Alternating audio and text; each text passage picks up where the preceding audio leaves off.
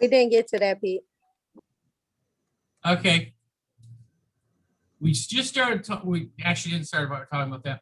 Transaction coordinator. They know no fiduciary duty to either side. They're just putting the paperwork together. Now, here's my question. Are they a licensed agent? Yes. Do they have to be a licensed agent? I thought so.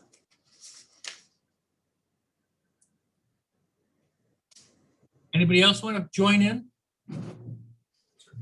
All right.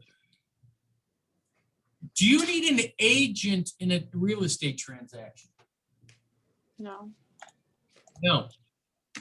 Can an attorney be involved in a transaction? Yes. Is that a yes or no? Hey, Hope, I see like half your head. Oh, I'm reading. Okay. Okay, so as far as we're concerned, a transaction coordinator is a licensed agent that has no fiduciary duty. Now, you don't need an agent in a transaction. You could have your attorney write up paperwork, right? Can that attorney get paid in the transaction?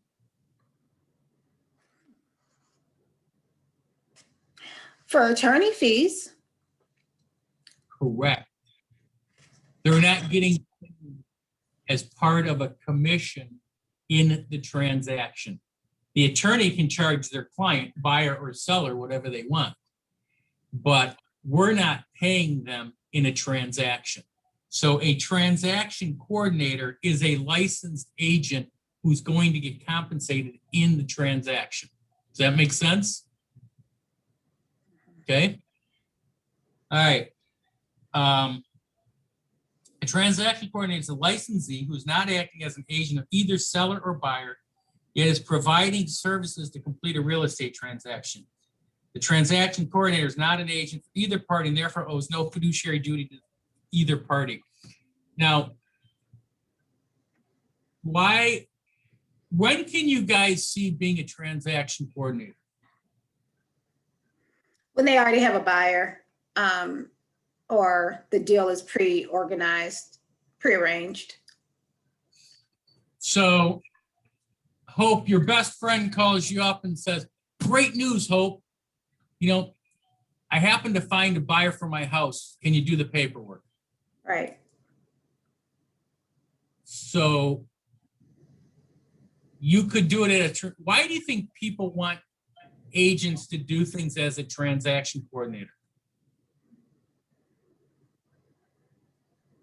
I'll let someone else answer.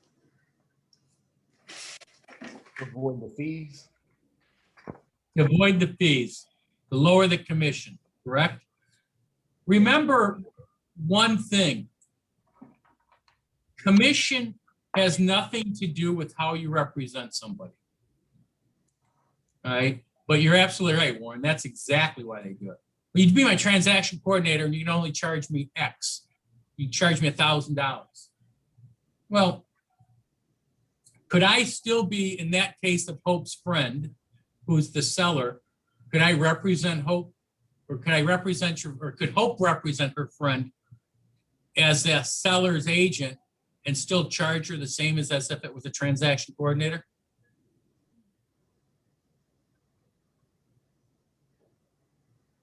This is the audience participation spot. There isn't a rule that says you can't, is there? You No. can. Right. So let me ask you, in that scenario, Hope, would you rather represent your seller, your friend, as a seller's agent or no fiduciary duty to your friend? It depends on the friend. No. Now you're talking about Obviously. my friends, my So for obvious reasons, I would be more effective as a representative, as an agent. as a seller's agent or a buyer's agent. Right. Correct. So I am not a firm believer of being a transaction coordinator, okay? I believe you could pick who you want to represent, okay? Now, you've got to, your client finds a for sale by owner. And then, they didn't do what they were supposed to do as far as the buyer's agency contract, and they went and talked to them. You consider, so can you just put the deal together? They've already talked to the seller, and the buyer says, can you put the deal together and I'll pay you as a transaction coordinator? Well, again, why wouldn't you want to represent them as a buyer's agent? Right? So my mind, my world, I would try to represent one side or the other in that case. In my world, there's very few times you need to be a transaction coordinator. Now, one of them might be the family member that's selling their house to the other family member, and you happen to know, both family members, then yeah, I guess you could do it as a transaction coordinator. But if you're not sure how to represent somebody in those situations, come see me and we can talk about it. All right. Any questions on transaction coordinator?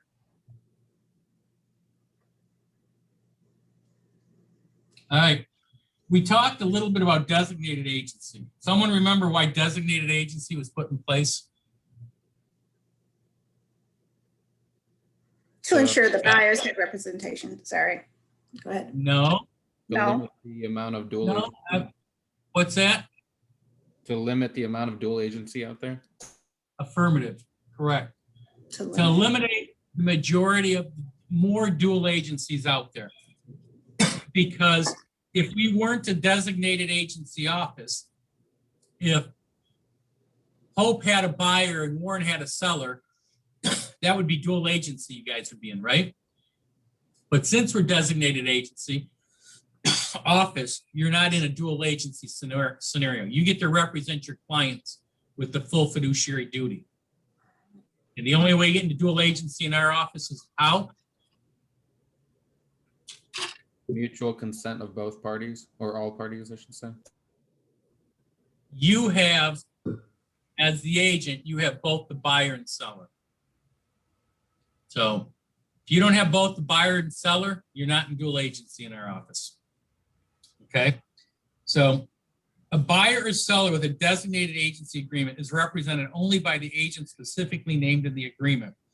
Any agents of the firm not named in the agreement do not represent the buyer or seller. The name designated agent acts solely on behalf of his or her client and may only share confidential information about the client with the agent supervisory broker who's also named in the agreement. Other agents in the firm have no duties to the buyer or seller and may act solely on behalf of another party in the transaction. So when you're looking at that, if Michelle, we still have two Michelles up here. If Michelle's doing a deal, she's got a listing. And in our sales meeting, she gets up and says, hey, I need some help with my listing on Main Street. It's listed for 200, but I'm sure they'll take 190.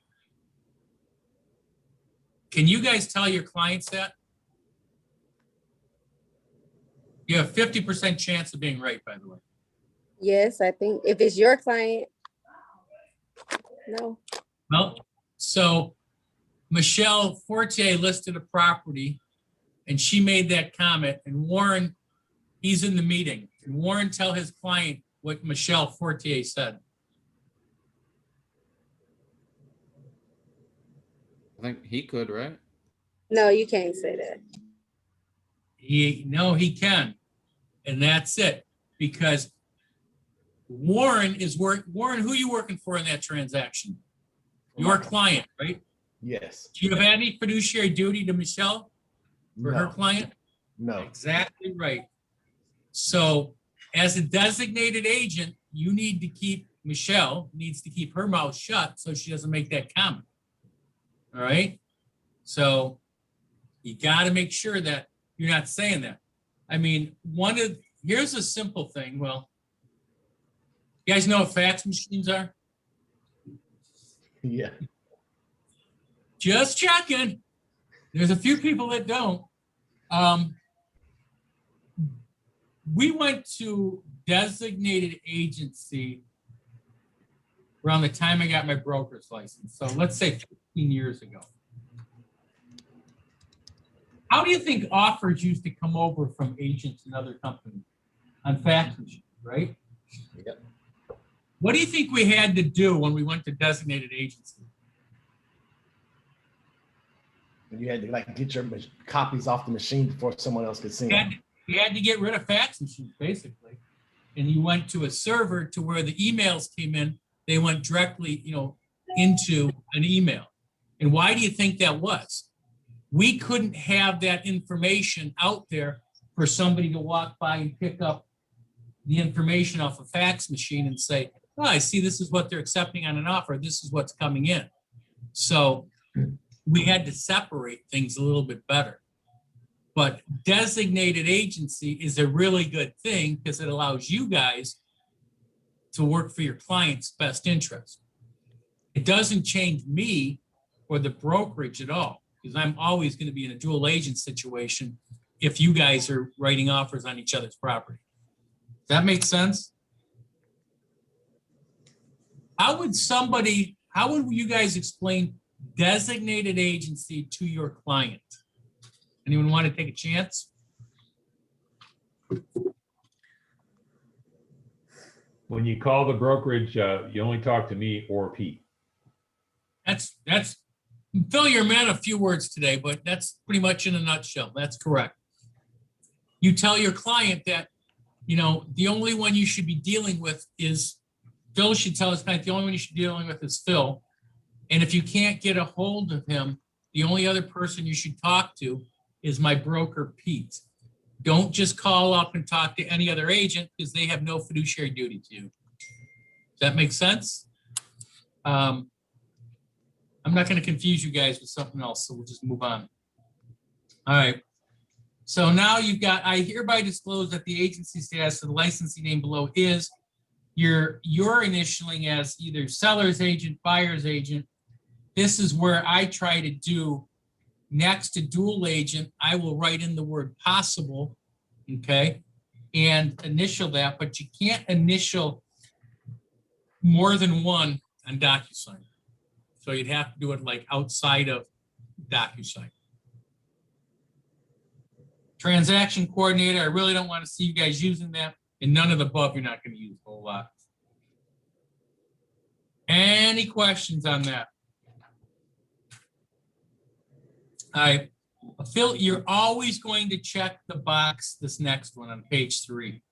Initial here if acting as a designated agent. Only the licensee's broker and named supervisory broker have the same agency relationship as the licensee named below. If the other party in the transaction is represented by an affiliated licensee, then the licensee's broker and all supervisory brokers shall be considered disclosed consensual dual agents. You don't get to pick which box you're entering here. We are a designated agent office, and so you will always be checking that top one. Okay, and what does that form say? In a nutshell, that couple of sentences.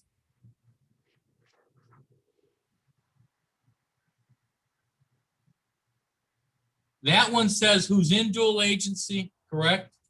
And the form on, the line on the previous page and under designated agency says who's not in dual agency.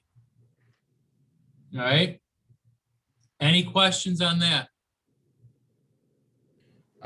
For both of those boxes, do you have to have your client's initial and your initial? Well, normally it's funny because most agents just initial it. Okay. You could have them initial it or you initial it, but it is kind of one of those things that usually the agent just initials it.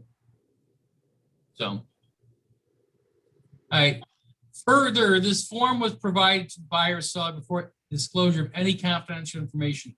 Remember when I started this last week, I said the state thinks that's pretty important, and that's the rule. Before any confidential information, It shows up at least 3 times on this form, that sentence. So guess what? It's obviously important, right? All right, here's the part that, who was on Wednesday with me? Maureen, you were on Wednesday, weren't you? Yeah. We talked about the buyer's agency contract. Remember when I said state of Michigan and what you don't put in number 2? This next line is your protection, you guys. You have to ask this question, and they need to answer it. The undersigned does or does not have an agency relationship with another real estate licensee. Okay, that is, when you ask that question, that means, do they have a relationship with somebody besides you? Okay, does that make sense? It doesn't mean you're representing me on the buy of my house and the sell of the house, the other house. It means on every real estate transaction is dealt with separately. If you're buying, if your client is buying a house, you fill one out. If they're selling a house, you fill another one out. It's not one does both transactions. All right. So you asked, does the undersigned does or does not have an agency relationship? So what do you want them to answer in that one to make your life easier? Does not. Does not, correct. But if they check does, is that okay? Yeah, you just want to check in the other document what areas they outline, and if this is outside of that, then you can't go forward, right? That's good, but you're actually jumping ahead one. Okay. Because if you read the next line, let's say you're working with these guys as a buyer, right? So you're representing them as buyer's agent right now. The next line says, if an agency relationship exists, the undersigned is represented as a seller or buyer. So you ask that question, they said yes at the beginning, does. Now they say, okay, how are you getting represented? And they say a seller. Are there any issues with that then? You're representing them as a buyer. The other agent was representing them as a seller on their sale of their home. So you're perfectly okay, right? Yeah. Right, We're- they disclosed, right? What's that? They disclosed. So you're. Well, it's just, I'm representing them as a buyer. Hope's representing them as a seller. No harm. That's perfectly legit. Now, if they say does at the beginning, and this is going to what Warren says, if they now check buyer, what do you need to do? Check their existing document, their contract with the other agent. Correct. And if it says, if their existing contract says state of Michigan in number 2 or blank, can you work with those people as a buyer? No. No. You cannot. You cannot. And it's funny, you guys, I happen to be checking paperwork on one of our big agents today. And unfortunately, their comment was, or on their form, their buyer's agency form, guess what it said? Everything I tell you not to do, they put in their state of Michigan. Okay, Question for you, Pete. yes, I've got a buyer. It may not come to something, but I'm still talking to him. He said he's interested in basically Southeast Michigan. So I told him, I said, I'm not going to be able to really help you if you do Monroe or something like that. But let's say, for example, he signs with someone that's doing Monroe County, and then he signs with me he's looking at actually Washtenaw. Is it a courtesy to call the other agent and say, hey, look, I got Washtenaw, I'm not doing Monroe? Or is that how you do it, or you wouldn't even I bother? mean, you could, to keep the lines of communication open and make sure that this guy might get all excited and say, okay, yeah, let's go show a home in Washtenaw County. I can show you a home in Washtenaw County, when in reality, if you have them under a buyer's agency contract saying Washtenaw County, you probably should give them a heads up. Absolutely, Phil. Just curious. Yeah, I trained you guys well. Good job, Phil. This is new to me. We have to identify which county we operate in. 'cause You weren't here on Tuesday or Wednesday. Yeah, on the buyer's agency contract, which is, where's our buyer's agency contract, fellas? Second tab. My book is all stuff. I gotta Second get- tab, second page. Second tab, second page. Oh, do you have a book? Okay, in the second tab, second page, it says, on the buyer's agency contract, client desires to purchase real property meeting the following criteria. If you leave that blank, then your buyer's agency contract is for the state of Michigan. Or if you write in state of Michigan. Now, here's my problem with that is, and what we were talking about on Wednesday is, people look out, why do people put state of Michigan in there? You guys know that answer? Because they don't With want to lose their client. What's that? Because they don't want to lose their client, so they can. Right. They They can want- their They want criteria. to tie it. So it's the middle of February when we had all that snow, and your client says, hey, I want to go up to Munising to look at houses. Guess what you're going to be doing? You're going to Munising. Okay. So, and are you an expert in Munising, Michigan, or? Exactly. So the idea is work the areas that you know, okay? And what, work the area, someone finish this statement. Work the areas that you know and, come on, Areas you want to know. nope. I mean, that's okay. Not what I'm thinking. You guys know. What did I tell you about Wednesday? What's the highest dollar productive activity you can do? Live, Referral. I mean, Referral. referral, yeah. Right. So work the areas you want to work and know and refer out the areas you don't know, right? So refer it out. But so on that, if somebody is already under a buyer's contract and it's blank on theirs, you can't work with them, plain and simple. Now, if it says, you know, I'm looking like Phil was using Washington, you know, Monroe, and somebody's got something in Monroe and that's all they've got on it, then that's fine. But going back to this, all right, so now, where are we here? So, okay, back to my example, Warren, if you get their other form and it says, you know, blank or state of Michigan, you're not working with them, right? That's correct. Okay.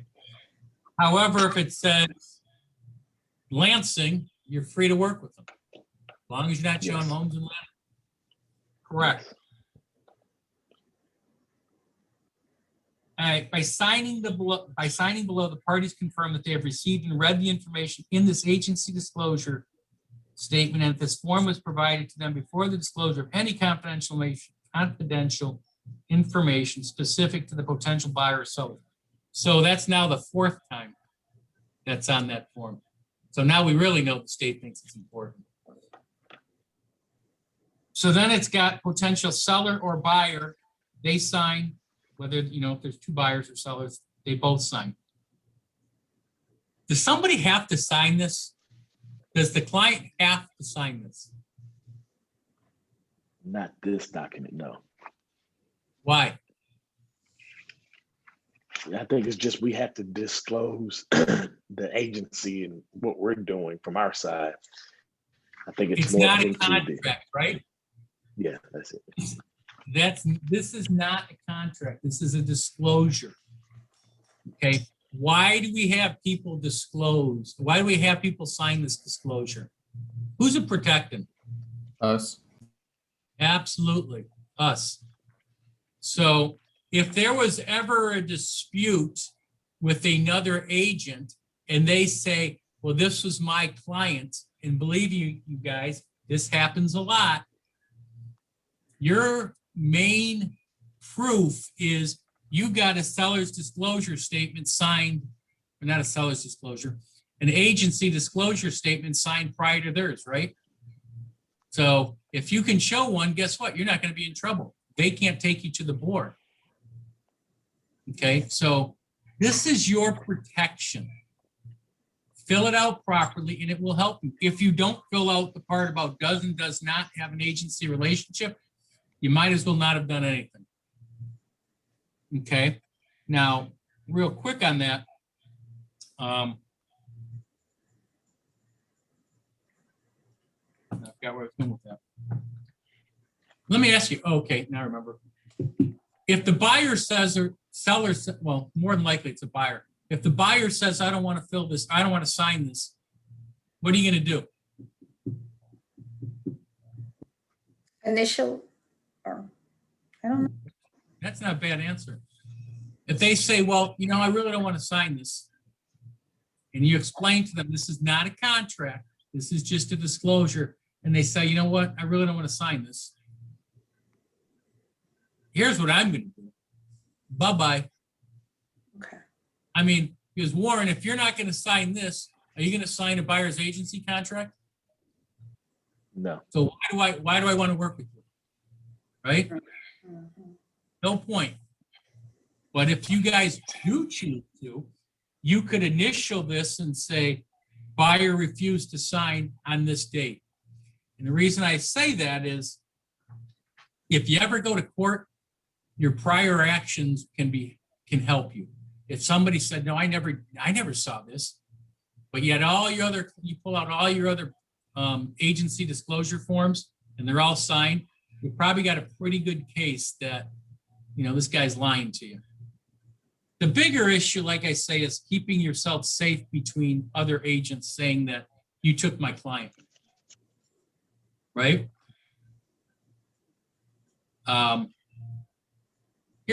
This is, you guys, I don't know if anything will come of this. Rob had a deal, literally had on the market for almost 6 years, a listing. Finally closed the other day. And literally 3 or 4 days before it closed, another agent came in and said that he actually was the one working with the buyer and he should be paid the commission. Now, the good news is the agent that wrote the offer did have an agency disclosure form filled out. Now, doesn't mean that agent can't come back and try suing the other agent, but it's going to be a lot harder to prove, you know, if he's got the paperwork and this other guy did all what he was supposed to do. Now, you don't find that on necessarily a $100,000 house. However, on a $1.2 million house, when there's a much bigger commission involved, people tend to do wacky things, don't they? Mhm. So we'll see what happens. This literally just happened this week. So hopefully we're not going to have any issues on it. Any questions on this agency disclosure? Yes. Yes. If you would please, Pete, I'd like to review the top bullet again. Can you give an example or story where that would apply? Because I'm having a hard time digesting that. I'm sorry, what? About The what part? the top bullet under affiliated license, initial if acting as designated, and it goes on to say, You're always, you are marking it. We are a designated agency office. That's all you need to know. There's nothing one way or another. It's all that says is we are a designated agency office. Am I losing you on that one? I think I yeah, am. the second part of the sentence I'm stuck on. I don't get the if part. If the other party in a transaction is represented by an affiliated license, then the licensee's broker and all named supervisory brokers shall be. If the other party in a transaction is represented by an affiliated licensee, then the licensee's broker and all named supervisory brokers shall be disclosed. We talked about dual agency, okay? So Hope, you're a designated agent for Debbie.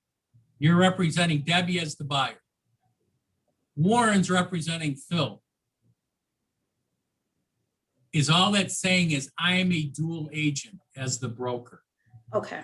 If you go back to the paragraph on the last page about designated agency, it says who's not.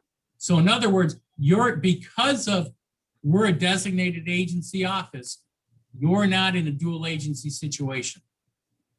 I am. Okay. Does that make sense? Yes, it does now. Thank you. You bet. Or I could have Phil talk about dual agency since that's his favorite thing in all the world. All right. Any questions on that? All right, let's flip the page and talk about dual agency. Want you to look at this form and tell me what you notice on this. Don't have to read it necessarily, but just kind of skim it.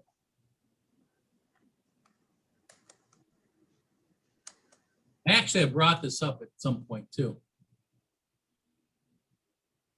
How come you guys keep moving on my screen? It's like musical chairs. Anybody notice anything on this?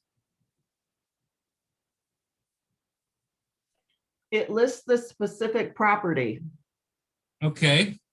Something even more obvious.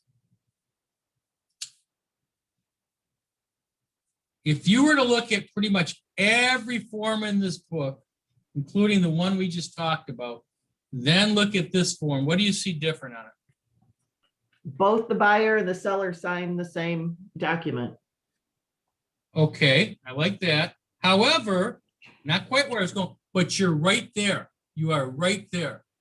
The agent is not signing. Exactly. Nowhere on that form does the agent sign. Now, this is not our form. This is a MAR form. Okay. Why they done that is beyond me.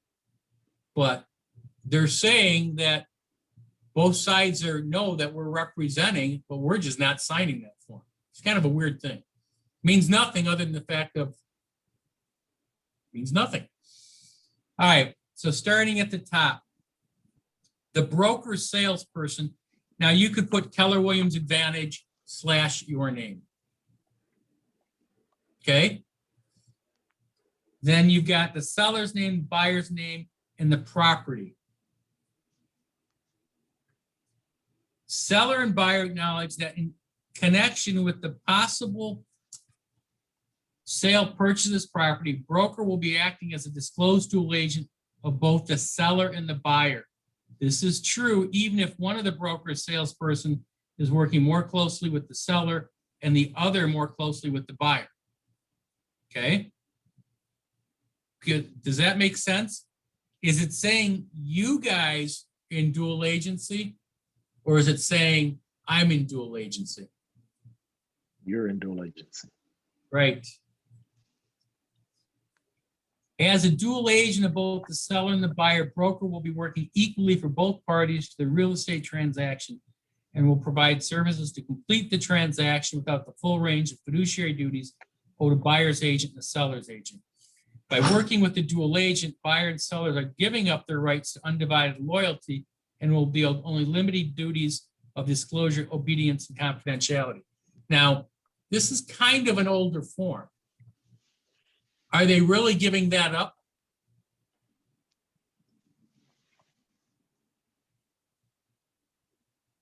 You guys get to act, if it's Warren and Phil, you guys get to represent your clients, right? So you're not giving their clients aren't giving anything up. Okay, as long as it's Warren and Phil. If it's Warren has both buyer and seller, then those clients are giving up something. Who thinks dual agency is a good thing? That's the answer I was looking for. From an agent's point of view, if you've got both sides of the transaction, in theory, you're going to make more money. So you can't say it's a bad thing. Now, how about dual agency in a situation where we're not a designated agency office and Phil and Warren are representing the clients? They're not making more money, are they? But yet they're still dual agents. Okay. But again, it's not about the money. That's not where I want to go with this.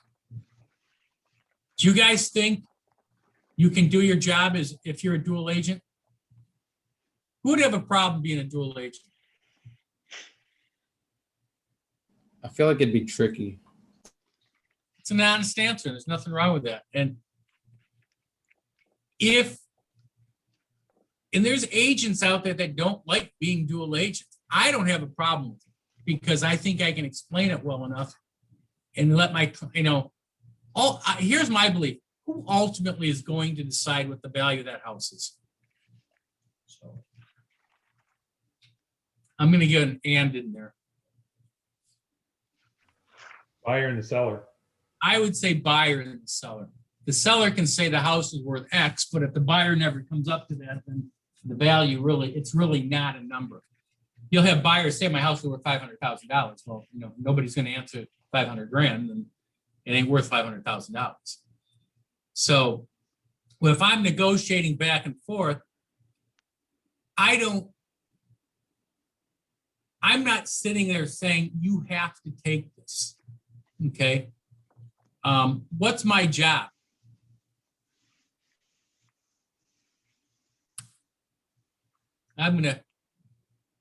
Anybody remember the clothing store Cy Sims? Remember them? Never heard of them, eh? Their motto used to be an educated customer is our best customer. Okay. And the reason I bring that up is that's my belief in this. What's my job, you guys? If I'm working with Warren as a client, what's my job? To educate you, right? To give you the information you need to make a decision. If I'm doing my job properly, then I'm not worried about I've got both sides of the transaction. Okay, I'm going to educate you guys and let you know what's going on. In today's market, if I'm working with a buyer, what am I doing before I ever take them out? I'm having a conversation with them and saying, right now, today, as we sit, list price, you're not going down from list price. List price is the starting price and you're only going up. Okay. And that's pretty much the market we're in. So my job is to educate you that, right? Warren, I'm going to tell you that. So guess what? When we go to find a house and you say, what should I offer?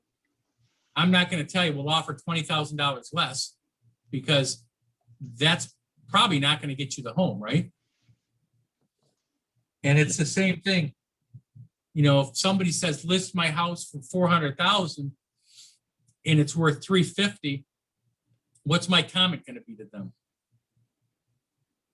How about this line? Warren, do you want to list your house or do you want to sell your house? You think there's a difference there? Yeah, I want to sell my house. Right. So, it's having the income, Warren, that's great that you want 400,000, but there are no comps that would justify that right now. And if you're in, again, I would say in this market, if you want to push it a little, there's nothing wrong with that. However, we still have to be somewhat realistic. So I'm trying to educate my clients is what it amounts to. All right. Next paragraph. Oh, we're on dual agency. The next one. I don't know if you got to that. Broker will prepare and present offers and or counter offers at the direction of seller or buyer. In the preparation of the offer and counter offers, broker will act as an intermediary rather than an active negotiator for either party. And that's just what I was saying, right? Who's ultimately going to decide what it's worth? The buyer and seller. I can go back and forth, but basically, I'm not deciding what they pay. They are. Broker will assist both parties in undertaking all steps necessary to carry out the agreement, such as execution of documents, the obtaining of financing, the obtaining of inspections, etc. So it's telling them what you're going to do. Any questions on that part? Seller and buyer acknowledge that the broker is not acting as an attorney, tax advisor, surveyor, appraiser, environmental expert, or structural mechanical engineer for either party. So that other paragraph says what you're going to do. This one's going to tell them what you're not going to do, right?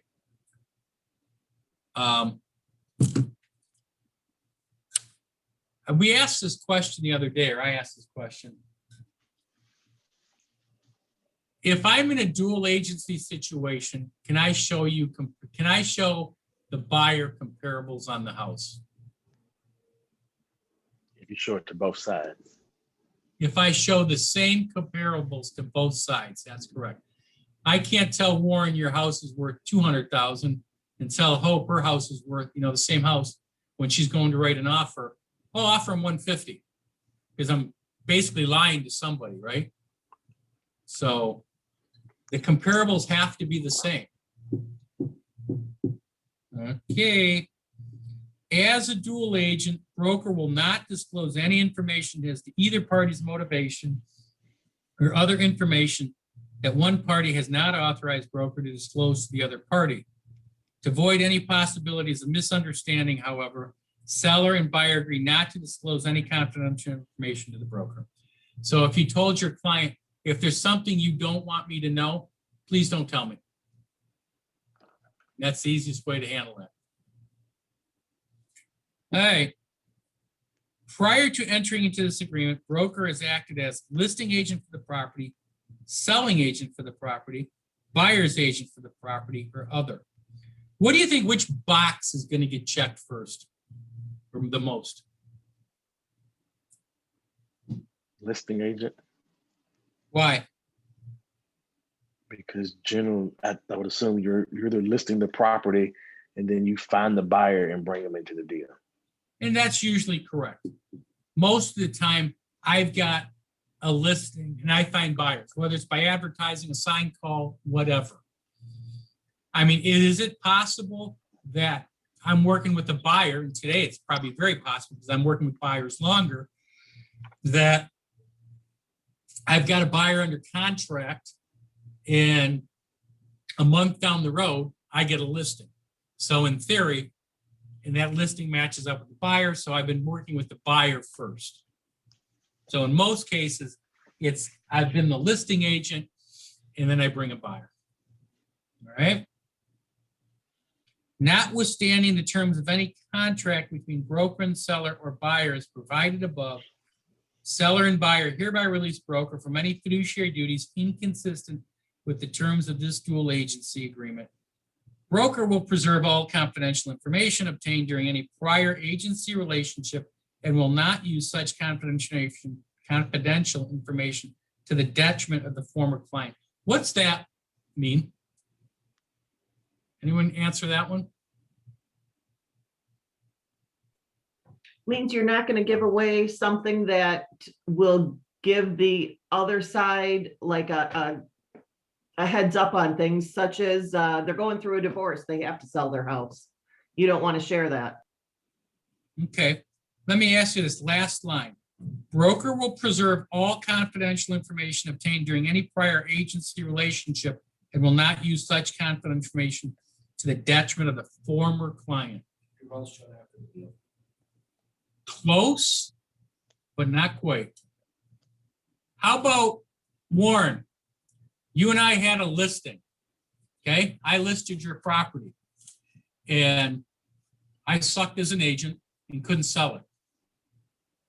But you told me confidential information about yourself. The listing expired. So now I'm working with Phil and Phil decides, let's go see that house. And it happens to be Warren's house. And I know confidential information about him. Who's my client at that point? Phil. Phil is. Can I tell Phil what I learned from when I had that listing? That's a good question. And I have a good answer. The answer is no, because that's your former. And you have a good answer, Debbie. Very good. I can't tell somebody something I learned during an agency relationship that I had before. It's like attorney-client privilege, right? Once they know, they can't say anything. I can't say something about it. Now, when you get into, I think it's the actual exclusive right to sell, it addresses it again.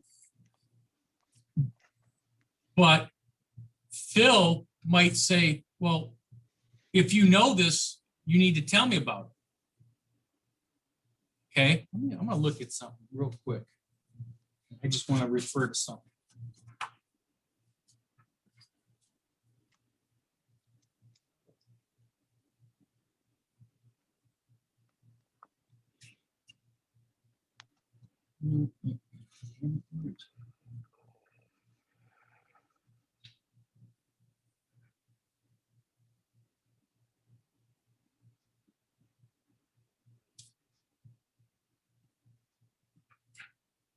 Somewhere else, maybe it's.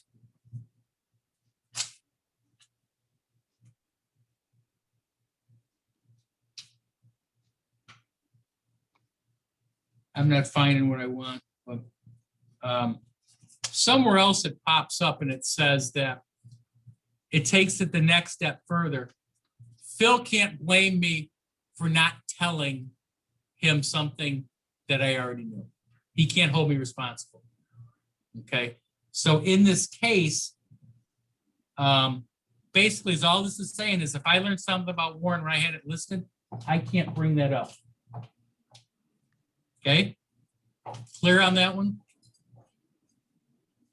Yeah. In the event buyer shall purchase the property from seller, broker will be compensated in the amount of blank or blank of the purchase price of the property.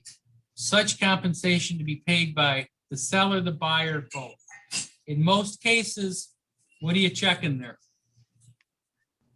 Seller. The seller is. And hopefully you're keeping 6% commission in there. Don't think automatically that you got to whack your commission because you got both sides of the transaction. All right. Seller sign, buyer sign, and date. And that's it. Everything you wanted to know about dual agents or dual agency. Hey. Now, hey, when quick do you bring question. this form out? Hold on one sec. When do you bring this form out?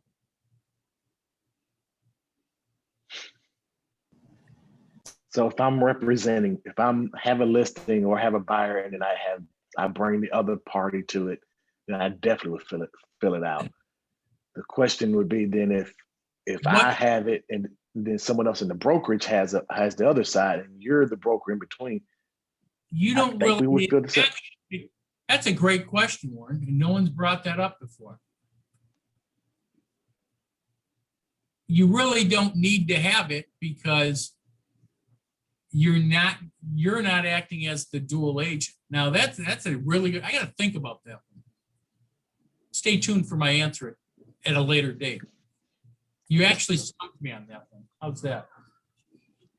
I got stumped. That is correct. But so Warren, let's say you've got the listing, you've got the buyer. Who are you really going to present this to first? You? No? Whichever one I had first. The seller, Who said that? Deb said that? yeah. I would think, when would you present it to the seller? When you had a buyer interested, but you need to make sure the seller's okay with that before you bring the buyer in. Well, we're way past making sure they're okay with that. Because when are you going to go over dual agency? During the disclosure at the beginning before you meet with before When I you disclose list that anything. property, remember that form that I told you? I'm going over it and I'm putting possible on it. I've discussed dual agency with them. And they've already agreed that there's dual agency. Your line of thinking is not bad. However, to me, I showed that property. I'm probably going to present this to the buyer's agent first, and not the buyer's agent, to the buyer first. Because before I show the property, I need to let the buyer know, right? That I'm going to be in a dual agency situation. Now, once the buyer signs this, and I'm going to the seller to present my offer, I'm going to say something to the effect of, do you remember when we listed your property, we talked about dual agency? And Warren, what are you going to say when I say that? That we disclosed it and we've signed it already and talked about it. Yeah. I say, hey, Warren, do you remember when we sat down, went through this? Do you remember? And Warren's going to say, oh yeah, I remember that. Great. Yep. So here's the deal, Warren. Right now, I have a buyer. I need you. We are in a dual agency form or dual agency situation. So before we go any further, I need you to sign this form. So I really think it's going to be the buyer first and then the seller second would be my case. Now, could you send it to the seller? Probably. But if you did your job at the beginning, you've already explained or gone over dual agency with your seller, right? If you didn't go over dual agency, you might want to bring it out first. I would go with that. Well, Somebody had a question. Go ahead.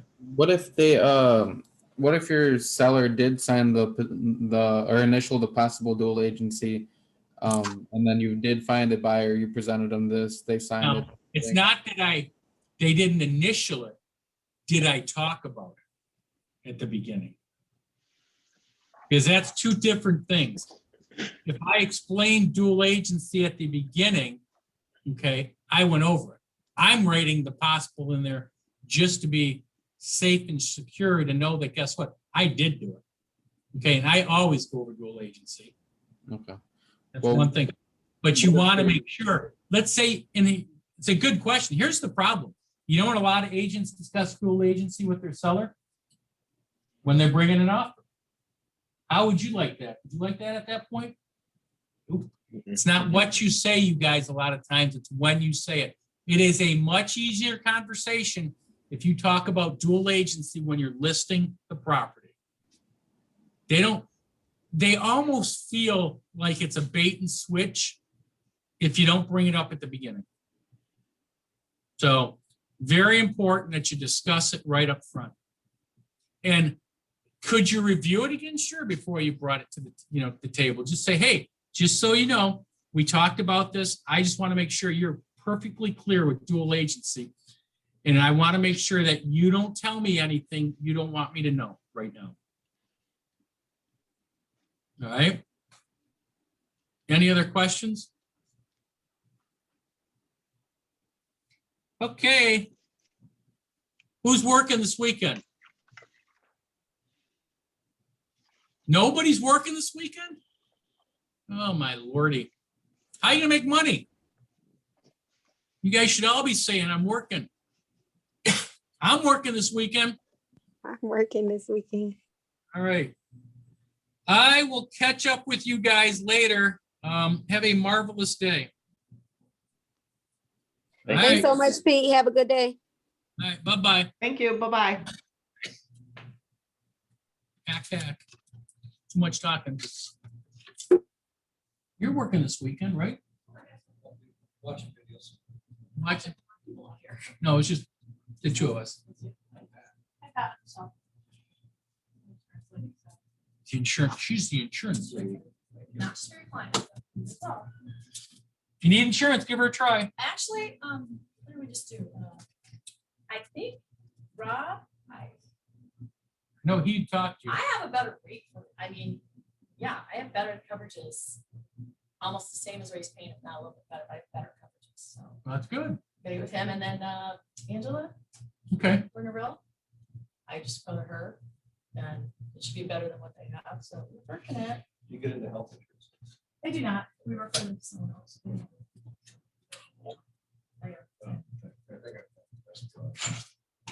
It's very limited, my father-in-law's in that.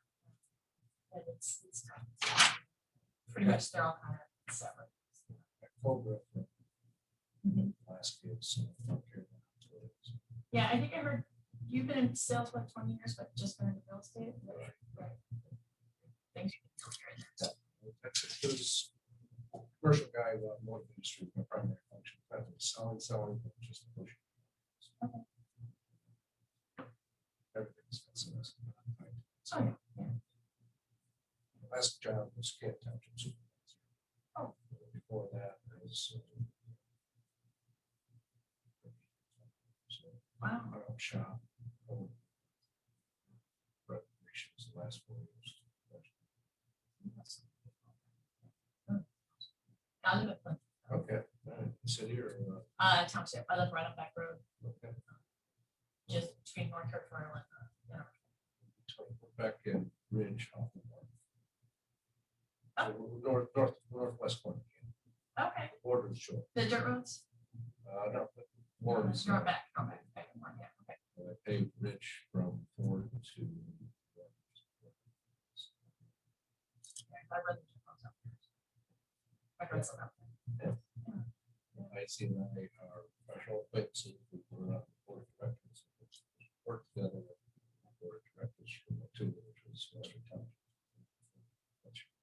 sewage stuff. Well, I won't say the best one. We work well together. Kirk. Yeah. Kirk does think it's in his best I'm interest. very disappointed to play the fireworks. We had to, but that was a big party at my house because we were right at the golf course in my yard. But yeah, he's yeah, interesting. How long were you? I saw us part-time trustee for 8 years before full-time supervisors. We can't count you. I only won by a couple hundred this last cycle. Yeah. Trump did not win. You're looking at the last Republican who can for decades. Which is weird. I don't know. I mean, it's It flipped with this when Canton was a farmer community. It was RP. Mhm. And then the role built up was from automotive employees, engineers, professionals, professionals who all tend to be historic. So Canton became RP for 25 years. Or RR for 25 years. And in the last 15 years, the Asian Indian population has gone from basically 2% to 30%. That's probably 2%. Yeah, it's huge. when a house is sold, it's 90% chance it's an Asian. So you can't touch it. It's, 2 bars, 2 mosques, 3 temples, 8 areas, those communities. So it's a popular, you know. I love the job as the bishop community. I hate politics. Girls say sometimes, oh my gosh, you get the across from some other realtors tonight. I get houses and I just remember the GMR guy, like I say, you're not competitors, you're collaborators. You need to learn to work together on stuff, but you know, don't be so adversarial. That's why I love to nature. So we be with each other, but we're still like, hey, what do you need? Plus, realtors pretty good. Negotiation. You're always going for each other. Real estate, you gotta look at the street and everybody. Yeah. And I was damn good at getting them to. You're getting it in blood. Yeah. Vanquish your enemy. This is Could be only one. This is different. So. Yeah, I mean, it is. There's a lot of win-win, because again, you want somebody to survive, so they can turn around and sell their house and buy a new one. Good time. So she runs the Bible school. Right. Okay. She's the queen bee of my office. Okay. That kind of so Okay. it's weird. She's not a broker. It's her office, her team. She runs the show, right? She's a social brokers. So you got me the broker's license. Been the one. Oh, okay. That broker like Pete that sits in the corner. That's not. Right. That's not Yeah. but then she runs the office. So, they're training her team. Technically, so, Okay. she started. I am, I guess, the first agent for her. By East. So I'm starting a satellite office. County way. Just be another team developing that stuff. Yeah, I'm not familiar with how they all do that. That's- Sure. It's. Yeah, well, I mean, it's down line, right? So you sign up data every year. Yeah, yes. But it's, I mean, shockingly, it's still really good. I have a cousin in Tennessee.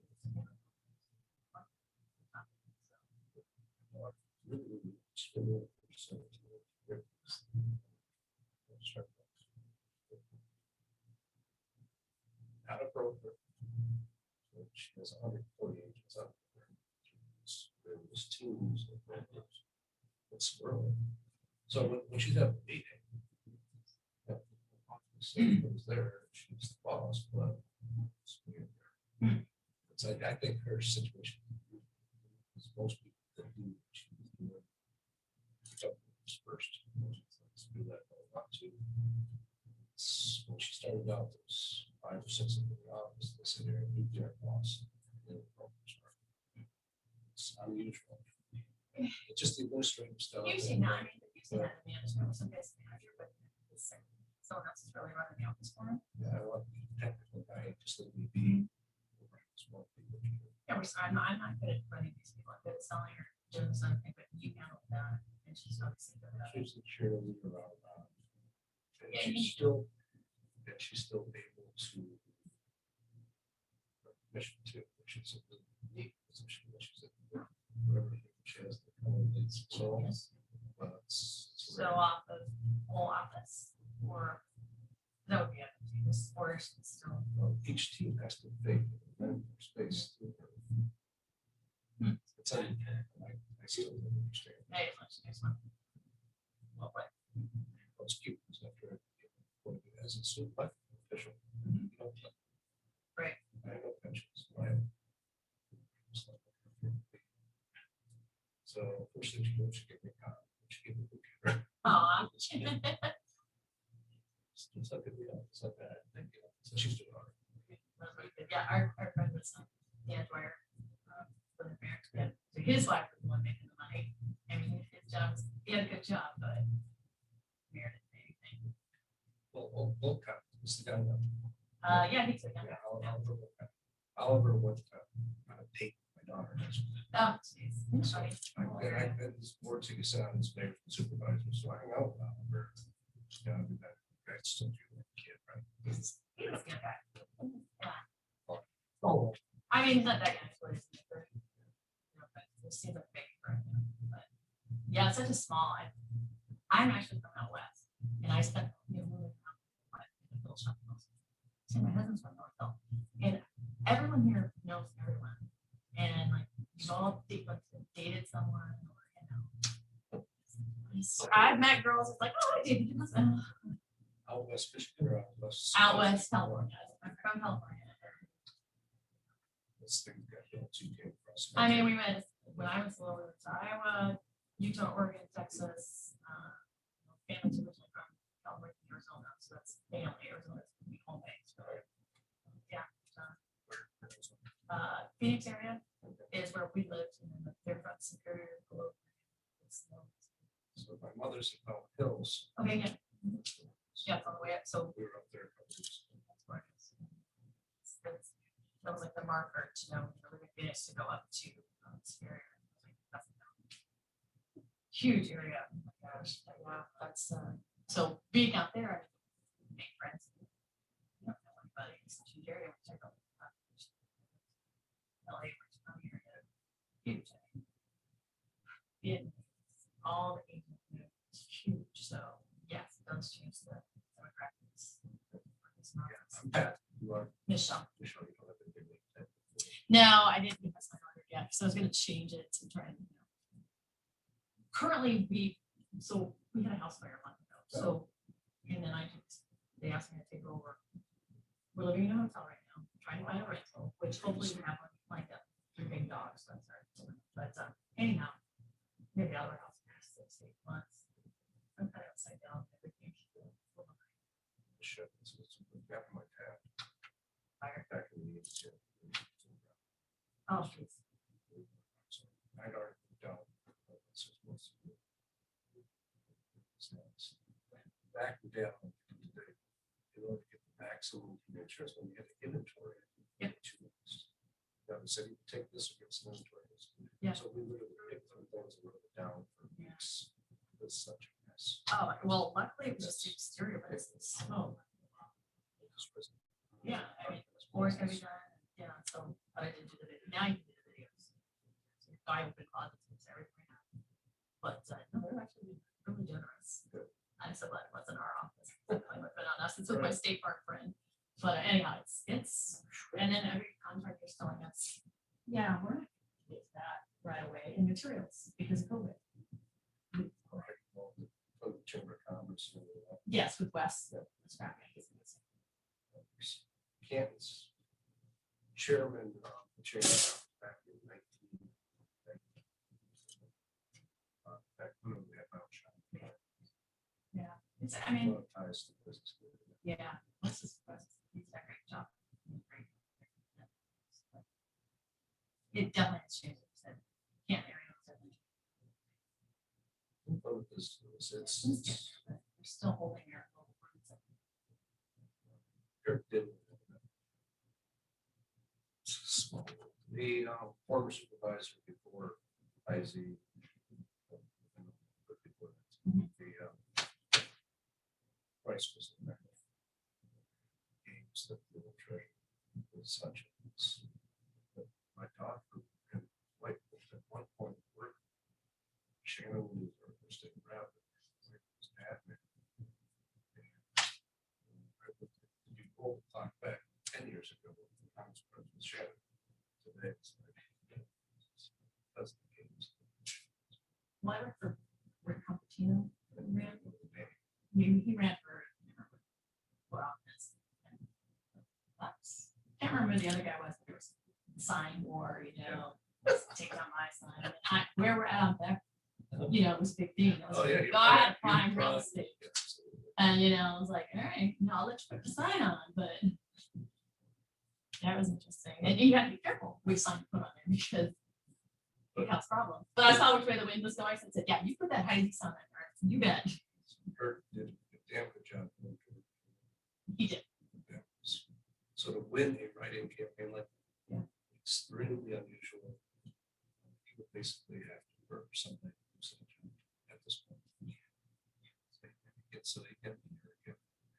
I love it. Like, even after the things were called, or something. It was less than gracious, I thought. More so inside. Democrats and they were Mhm. way more. against the Republicans everywhere. Yeah, so it makes no sense. Which also, Yeah. but Republicans are busy making money. Yeah, they still. yeah. So Yeah. Well, good. Nice change for, and there's. what And obviously. So, they're not going to.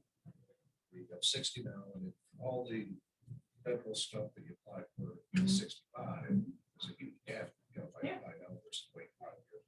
All I'm trying to do is just get it to the next one.